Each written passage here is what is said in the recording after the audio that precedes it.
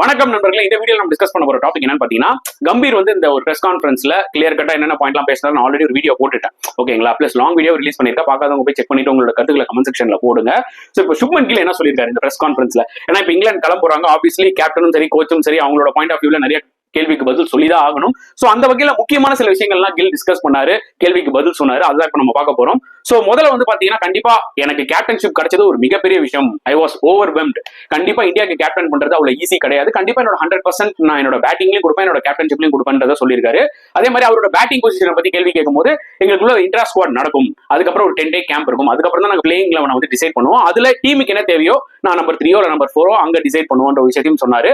அதே மாதிரி பாத்தீங்கன்னா, ஐபிஎல் டைம்ல ரெட் பால்ல பிராக்டிஸ் பண்ணணும், சோ பிளேயர்ஸ் எல்லாம் பண்ணாங்களான்னு கேட்கும்போது அது ஒரு இண்டிவிஜுவல் டிசிஷன். பண்ணிருந்தாங்கன்னா ஓகே, இல்லனாலும் எங்களுக்கு பிராக்டிஸ் மேட்சஸ் இருக்கு, அங்க நாங்க நல்லா பண்ணுவோம். அதே மாதிரி ரோக்கோ மிஸ் பண்றீங்களான்னு கேட்கும்போது கண்டிப்பா அவங்க ஒரு பெரிய மிஸ் தான், பட் இதெல்லாம் நாங்க ஹேண்டில் பண்ணக்கூடிய ஒரு மெச்சூரிட்டி எங்களுக்கு இருக்குன்றதை கில் சொன்னாரு.